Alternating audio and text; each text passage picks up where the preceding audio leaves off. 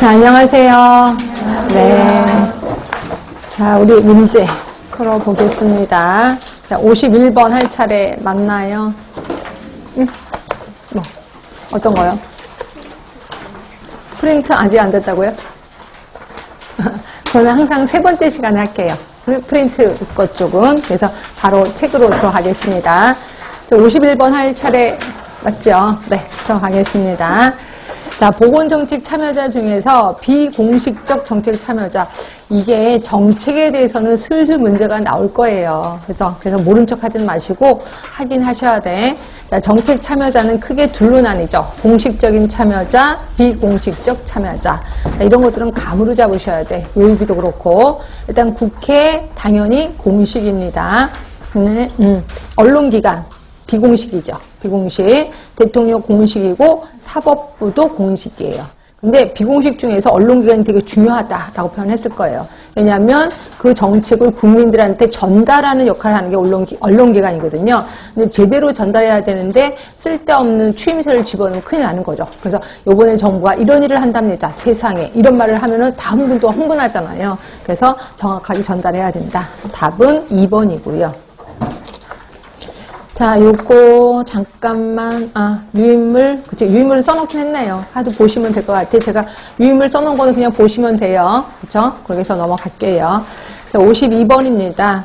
자, 요 기획 과정이 조금 문제가 많은 게 뭐냐면 솔직히 책마다 좀 달라요. 기획 과정이. 그쵸? 그러니까 여러분들이 간호관리에서 또 배우면 또 기획 과정이 또 다를 거예요. 그래서 그러면 이렇게 따로따로 외워야 되나요? 따로따로 외우셔야 돼요. 어떻게 할 수가 없어요. 왜냐면 간호관리 교수님이 지역사회 문제되고 이런 건 아니잖아요. 지역사회 교수님만이 지역사회 문제를 내기 때문에 과목마다 다 달라요. 그러니까 선생님들 이거 하실 때 간호관리는 이렇게 하는데 왜 여기선 일어나 이렇게 비교하지 마세요. 어떻게 할 수가 없습니다.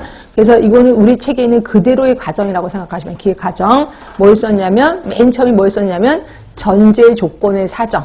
이 먼저였었습니다. 그래서 전제 조건의 사정이라는 건 뭐였었냐면 과연 이거를 기획하는 게 맞아? 기획 못하는 거 아니야? 라고 이제 기획이 할 수 있는지 없는지, 그리고 어느 부서가 이 기획을 할 건지 부서까지도 정합니다. 이게 전제 조건의 사정이고, 자, 그래서 그 부서가 정해졌다면 그 부서가 현황 분석을 해야 되겠죠. 말 그대로 사정을 하는 겁니다. 그러고 나서 현황 분석을 하면 여러 가지 문제점들이 발견될 거고, 그 문제점들에게 우선순위를 설정해야 되겠죠. 그래서 우선순위 설정을 하고 나면 그 다음부터는 이제 목표 설정하고 그다음에 기획을 짜는 거다 이렇게 보시면 돼. 그래서 여기서의 답은 3번이 됩니다. 그래서 혹시 모르실까봐 유인물에는 저번 주에 나눠드렸던 유인물에는 그거 다 써놨고요.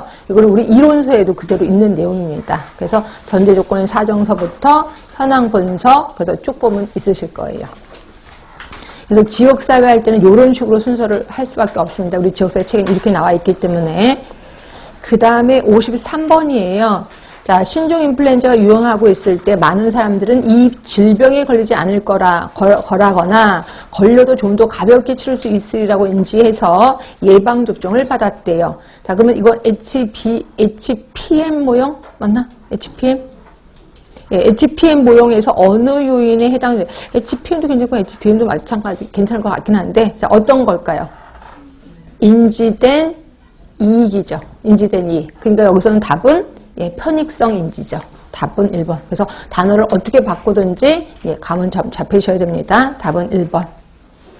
자, 54번. 이것도 좀 그렇게 어려운 건 아니에요. 자, 맥스 대응 전략이야. 자, 맥스니까 너도 좋고 나도 좋고. 그쵸? 그러니까 다 상태가 좋은 거야. 뭘까요? SO 전략.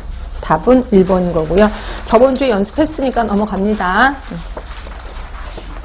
자, 55번이에요. 효과적인 지역사회 개발 사업을 위해서 지역사회 참여를 유도해야 된다.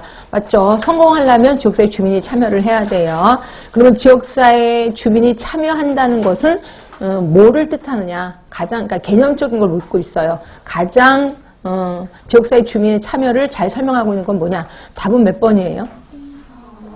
4번이에요. 그러니까 처음에 문제 발견해서 계획해서 집행평가까지 주민이 다 참여하는 거예요. 그거를 우리는 실질적인 지역 주민의 참여라고 표현하는 거고요. 답은 4번입니다. 자, 이게 참여에 대해서 예전에 처음에 최초에는 문제가 좀 많이 나왔거든요. 근데 계속해서 지금 문제가 안 나오고 있어요. 한 번 언젠가는 나올 것 같아서 요거 좀 조금 집중을 하셔야 돼. 그래서 유의문을 잠깐 보시면 자, 안스테인의 참여 단계에서 요새 보니까 지역세체 요 내용이 계속 들어가 있어서 좀 신경 쓰셔야 돼. 크게 그 단계가 있는데 3단계로 나눠놨어요. 비참여 단계.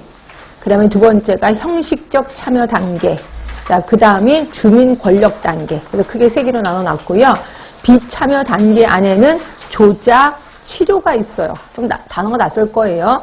자, 조작이라는 거는 PR로 참여를 왜곡하게 된다. 주민교육, 뭐 등등등, 그러니까 교육을 시키는 거예요. 계몽, 뭐 이런 걸 시키는 걸 조작이라고 하는 거고요. 그러니까 조작한다, 뭐 이렇게 생각하시면 되고.